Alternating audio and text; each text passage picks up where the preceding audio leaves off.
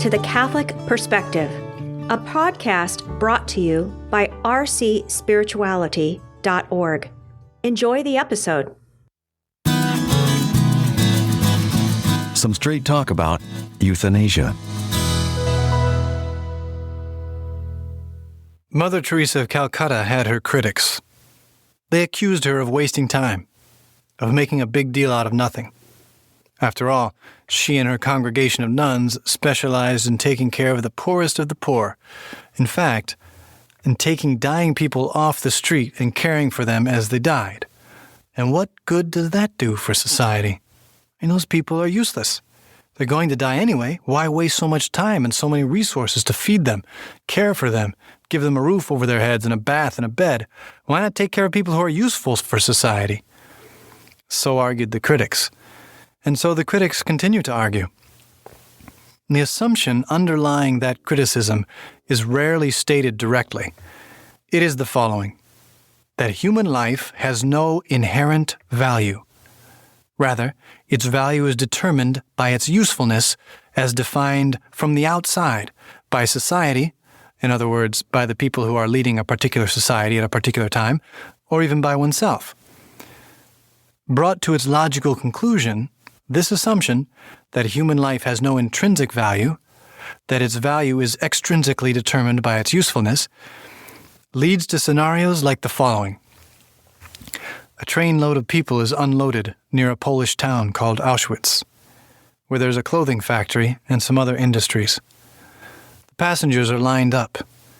One by one, the head of the factories looks them over. If he thinks they're strong enough to work in the factory, he points them to the right. If they're too old, or too young, or too sickly, he points them to the left. The ones who go to the right are given a uniform and sent to work. The ones who go to the left are incinerated. If human life has no inherent value, no worth beyond its youthfulness as a cog in the machine of society, there ought to be nothing wrong with this scenario. And yet, we all know that there is something wrong with it. Now, some philosophers will argue that what's wrong with it is the violation of freedom. Those people on the train should have been given the freedom to make the choice themselves. They should have been given a chance to choose whether or not their life was worth living, was useful to them. But the logical consequences of this view are the same. If the only value attached to an individual human life is that put on it by the individual, how do we resolve disagreements? The Nazi officer in charge of the factory has determined that his own life is more valuable than the life of the Jewish rabbi standing in front of him. And so from his perspective, there's nothing wrong with ending that rabbi's life. Of course, the rabbi will disagree. He will say that his life is equally important. In such a situation, all morality breaks down. There's no standard by which to arbitrate their conflict. They are reduced to the law of the jungle. Whoever is physically stronger can impose his will on whomever is physically weaker. Might makes right, as the old saying goes. So, whether the degree of usefulness is determined by oneself or by the leaders of society, the result is the same. If the value of human life is measured by the changeable standard of extrinsic usefulness, and not by some inherent, unchanging standard, Auschwitz, in some form or another, is the logical consequence. It's no coincidence that Nazi Germany was the first country to legalize euthanasia. Euthanasia is defined as an action or an omission which, of itself or by intention, causes the death of handicapped, sick, or dying persons. And the Nazis did exactly that, trying to eliminate handicapped and other unwanted people from the gene pool in their quest to dominate the world with a master race. Earlier in the 20th century, some British social engineers had begun pursuing similar goals under the banner of eugenics, a program that sought to purify the world of the poor and the weak by gradually eradicating the inferior races. Margaret Sanger, the original mastermind behind the Planned Parenthood organization, was a die-hard eugenicist. Now, euthanasia as a social policy, making it legal to kill oneself with the help of a doctor, which is called assisted suicide, or making it legal to kill someone else when that life has been deemed useless, has slowly been gaining momentum. The most common argument in favor of legalizing euthanasia is that it is a way to eliminate suffering and die with dignity. That argument sounds convincing on the surface, but if you scratch the surface, you uncover the same assumption that made the Holocaust a convincing solution for Nazi social policies. The assumption is that the value of an individual human life comes not from the inside, from the fact of being a human life, but from the outside, from the fact of not suffering too much. Now, as soon as you admit that, however, you've put yourself on the road to Auschwitz. Why? Well, someone has to decide how much suffering takes the value out of human life. And then we're right back in the controversy between the Nazi officer and the Jewish rabbi. Whoever's the better debater, or whoever has the bigger gun, will arbitrarily win the argument and set the standard. But that standard will only last until someone comes along who's an even better debater, or who wields an even bigger gun. And that's why the legalization of euthanasia in Holland, for instance, produced an exodus of senior citizens.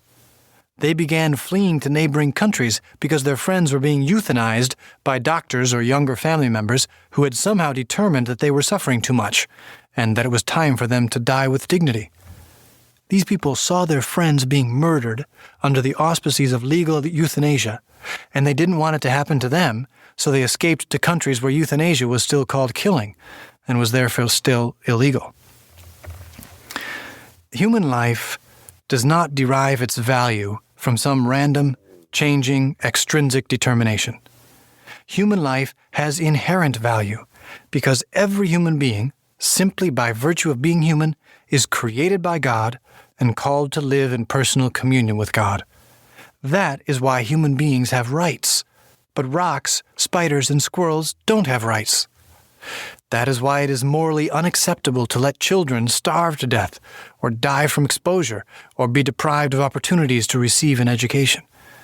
Every human being, regardless of age, gender, size, or health, has the same rights as every other human being, just because they're human, just because they're created by God and called to eternal, personal communion with God.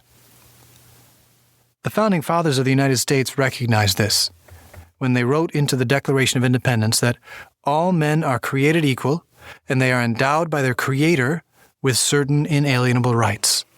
Now, most of the signers of the Declaration weren't Catholic, and many of them wouldn't even have called themselves Christians. But they recognized that unless human rights derive from God, are anchored in God, in a source of transcendent and objective value, they are not rights at all.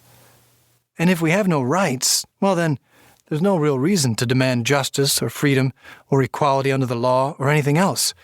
There's no basis for building a human community. That human life has intrinsic, God-given value has been the constant teaching of the Catholic Church. The Catechism summarizes it well in its discussion on the fifth commandment, thou shalt not kill. Number 2258 says, quote, "Human life is sacred because from its beginning it involves the creative action of God and remains forever in a special relationship with the Creator who is its sole end. God alone is the Lord of life from its beginning until its end. No one can under any circumstance claim for himself the right directly to destroy an innocent human being." End quote. This is why Mother Teresa of Calcutta didn't hesitate to pick up dying street people and bring them into a hospice in order to bathe them and feed them and give them a bed with clean sheets, even though they may have only a day or two left to live. That's what it means to die with dignity. It means to live with dignity, to respect the inherent dignity of every human life. When horses and pigs get injured or sick and become useless, it is morally acceptable to euthanize them, because they are not created in the image and likeness of God. But we don't treat human beings the way we treat horses and pigs. The meaning of human life is not diminished by sickness, old age, or suffering. But the Church is also realistic. The one thing we can count on in life is that it will come to an end. We all die sooner or later. Therefore, we are not morally obligated to resist death at all costs. As the Catechism puts it, quote, discontinuing medical procedures that are burdensome, dangerous, extraordinary, or disproportionate to the expected outcome can be legitimate. It is the refusal of overzealous treatment. Here one does not will to cause death. One's inability to impede it is merely accepted. End quote. At the same time, however, we are obligated always to supply basic health needs like nutrition, hydration, bed rest, hygiene, and room temperature. The Catechism continues, quote, even if death is thought imminent, the ordinary care owed to a sick person cannot be legitimately interrupted. End quote. Now, 3 criteria are generally used to determine if a particular medical procedure, in a particular case, is ordinary or extraordinary. If it offers a particular patient in a particular circumstance, 1, reasonable hope of benefit without involving 2, a serious danger of death, or 3, excessive pain, hardship, or burden, then it would probably be considered an ordinary means of health care, and so we would be morally obligated to use it. But if there is no reasonable hope of benefit, or if it involves a serious danger of death, or an excessive burden, it is probably extraordinary. So there's no moral obligation to use it. It's optional. And these criteria have to be applied case by case. The moral theologian Monsignor William Smith gives a concrete example. If a normal 16-year-old girl gets pneumonia, treating it aggressively with antibiotics, sulfur drugs, and other tested procedures certainly offers a reasonable hope of benefit. It does not involve a serious danger of death, and it is not excessively painful or burdensome. But if an 85-year-old man suffering from multiple forms of cancer and from kidney failure gets pneumonia, treating it aggressively with antibiotics and sulfur drugs will only aggravate his other ailments, increasing his pain, and very likely hastening his death. In his case, that treatment would probably be extraordinary, and he would not be morally obligated to take it. Sometimes it's not so easy to determine whether a procedure is ordinary or extraordinary in some circumstances. For those cases, we need to consult with doctors and church pastors who can help clarify the situation. In every case, however, the principle remains the same. Every human life is a mysterious and wonderful gift from God, a call to communion with Him. Its value depends not on some arbitrary standard of usefulness imposed from the outside by ideologies like eugenics and fascism, but on the mere fact of its being human. Any society that legalizes euthanasia or assisted suicide is denying that truth. It is taking upon itself the terrible responsibility of saying that some human lives are more valuable than others. It is usurping the role of God, which, in the end, leads to injustice and destruction. As one modern Catholic philosopher has put it, to be or not to be, that is indeed the question. And for the Christian, the answer is a resounding to be. And that's some straight talk about euthanasia.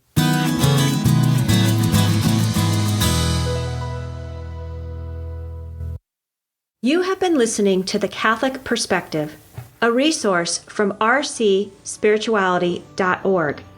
Please visit our website and check out more great resources to help you pray, learn, grow, and go. Please join our team of digital missionaries by subscribing at rcspirituality.org.